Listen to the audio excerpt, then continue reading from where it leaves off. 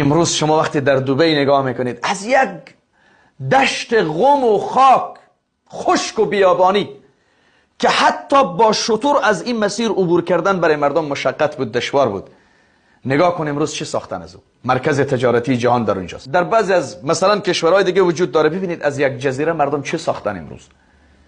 میلیون ها دلار سالانه درآمد میگیرن تنها فقط به خاطر سیر و سیاحتگران.